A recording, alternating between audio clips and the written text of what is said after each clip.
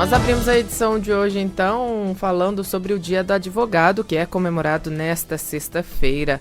Nesta data, em 1827, foram criadas as primeiras faculdades de direito no Brasil.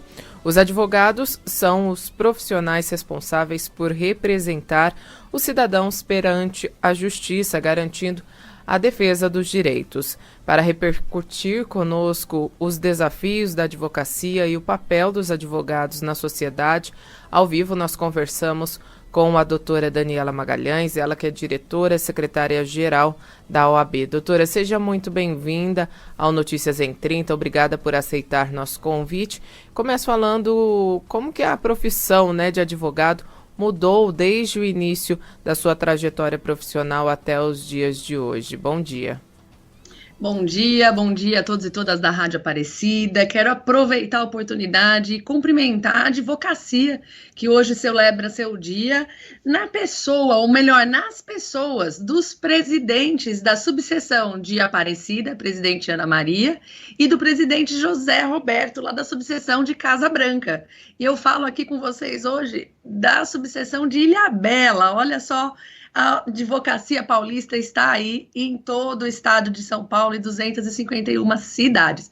E eu estava aqui ontem em Ilhabela justamente recebendo novos advogados que passaram, então receberam a sua carteira, ingressaram na profissão e comentávamos sobre a transformação da advocacia, desde a advocacia 1.0, digamos assim, até o que a gente chama hoje de advocacia 4.0. E quando eu comecei a estagiar, olha só, eu tenho 20 e alguns anos de formada, eu parei no 20, sabe? Eu parei a contagem no 20. Quando eu comecei a advogar, a gente acompanhava o andamento do processo com leitura do Diário Oficial. As peças eram, quando eu comecei a advogar, não, gente, quando eu comecei a estagiar, quando eu comecei a trabalhar como office boy, escritório de advocacia e depois estagiária.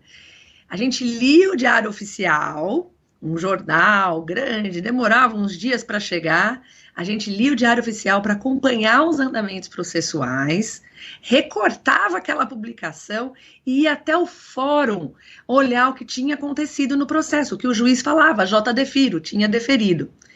As manifestações dos advogados nos processos eram feitas como?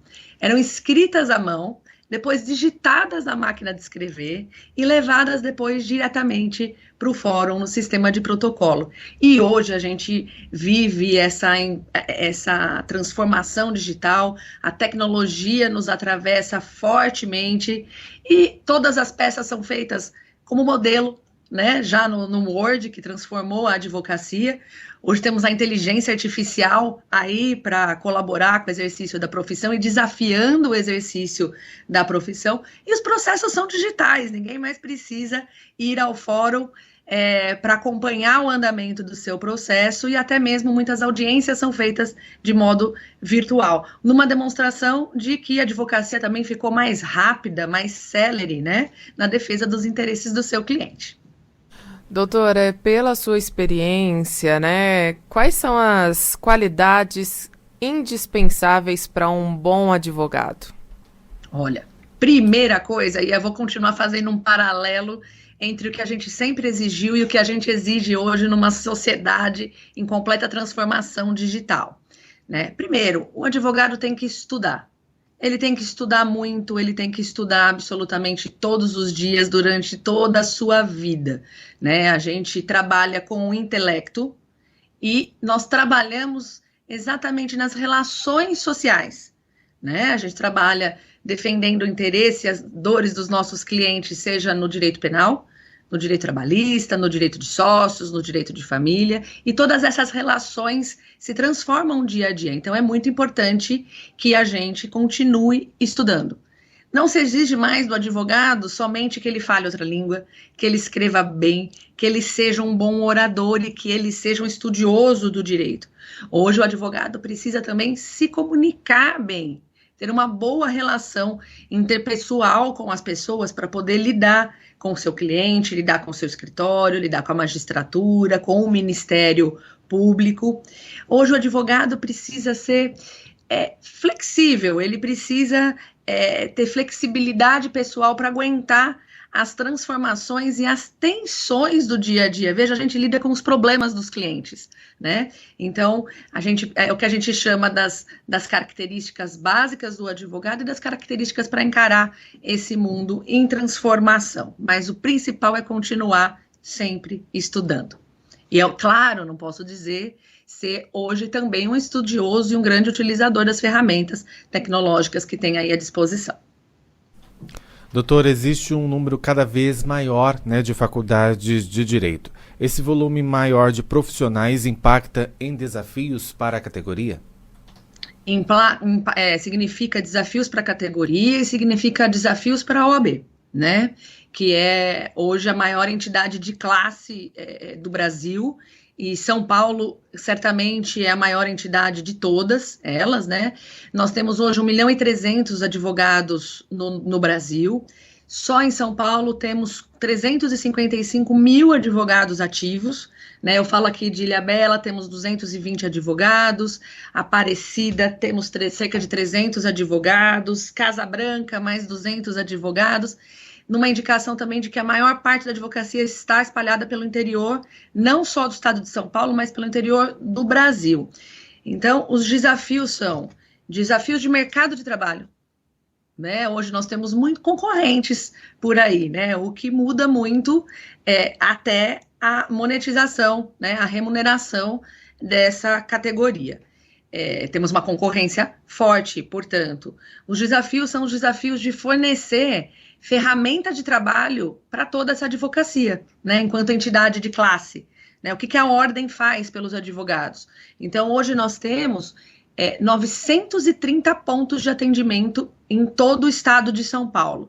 São pontos que, como as subseções, são casas da advocacia, que nós estamos estruturando com escritórios de coworking, com auditórios para capacitação, inclusive pela ESA, nossa Escola Superior da Advocacia, que é uma ESA super forte, então para entregar conteúdo técnico para a advocacia, ferramenta de trabalho, e em todas essas casas da advocacia, que é a diferença aí dos 251 para os 900, os outros 600 e poucos pontos, são salas da advocacia nos fóruns trabalhistas e nos fóruns estaduais e em delegacias de polícia, para que a advocacia, que como você bem disse no início aqui da nossa conversa, é fundamental e indispensável a administração da justiça, porque ela completa a tríade, né? O Ministério Público, o Judiciário e a advocacia.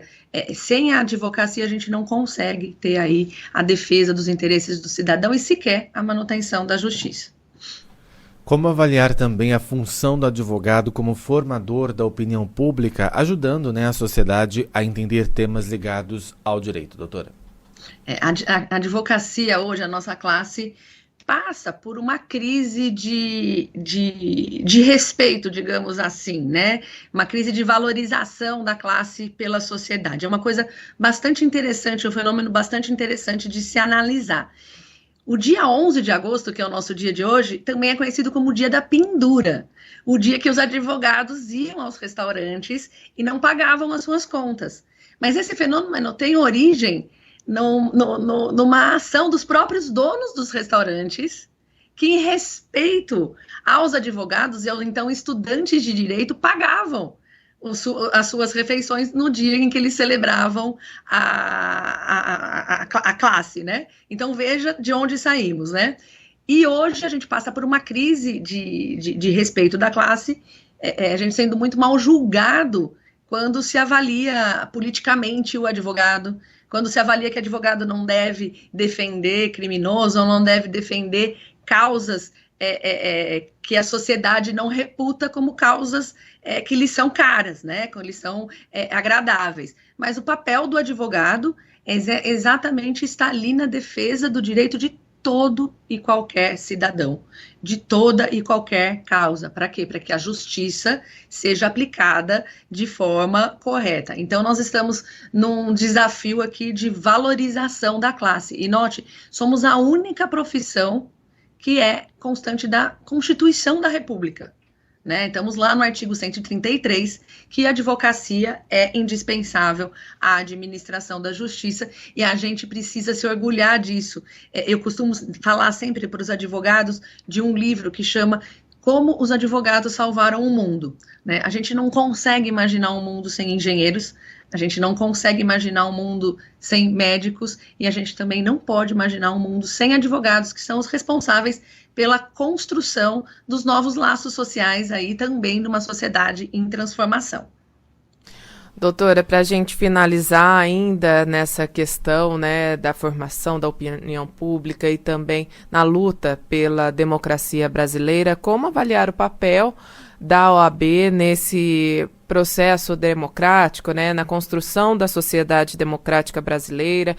A Ordem tem se posicionado em grandes temas ao longo da história, sempre a favor da democracia, do Estado democrático de direito? Sim, e a Ordem continuará fazendo isso, esse é seu papel. A Ordem foi fundamental na redemocratização do país. Nós continuamos defendendo a democracia quando defendemos a boa aplicação das leis, né? E apesar de vivermos essa crise de imagem, mesmo assim a sociedade nos deposita muita credibilidade e aposta que somos e sempre somos a voz do cidadão nas causas importantes. Em São Paulo, estamos trilhando duas grandes batalhas. Uma delas, a gente há 2 anos combate o aumento das custas judiciais que é pretendida pelo Tribunal de Justiça do Estado de São Paulo. Então, cada cidadão, para entrar com um processo ou para se defender de um processo, ele paga custas judiciais. O Tribunal de Justiça de São Paulo propõe há 2 anos na nossa Câmara de Deputados um aumento dessas custas de mais de 50%.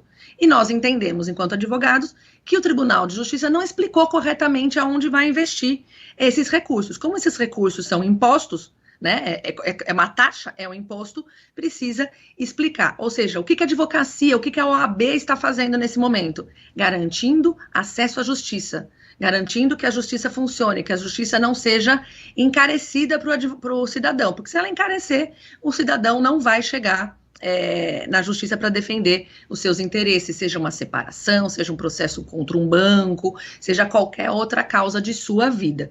E a outra grande batalha que a advocacia está tratando agora é com relação à reforma tributária.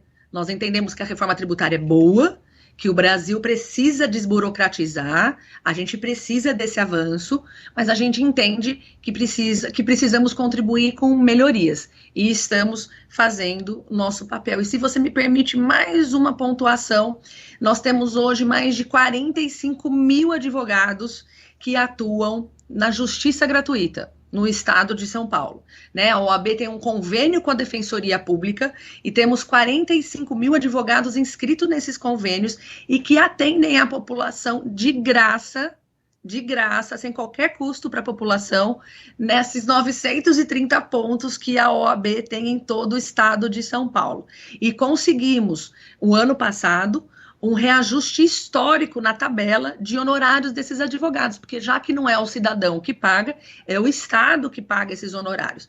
E fizemos uma batalha perante o Estado e conseguimos um reajuste para esses advogados que são vocacionados a atender a população em 17%. Nunca antes havia acontecido um reajuste num valor tão alto. Então é isso, a OAB e a advocacia sempre fortes e fortalecidos na defesa dos interesses do cidadão. Doutora Daniela Magalhães, diretora secretária-geral da OAB São Paulo, nós agradecemos a participação da senhora aqui no Notícias em 30, agradecemos também por ter aceitado o nosso convite e trazer todos esses esclarecimentos para nós. Eu que agradeço demais a oportunidade de falar com todos e todas no nosso dia, no Dia da Advocacia. Tenham todos um bom dia. Inclusive, feliz dia para vocês, viu? Obrigada pela participação mais uma vez. Muito obrigada.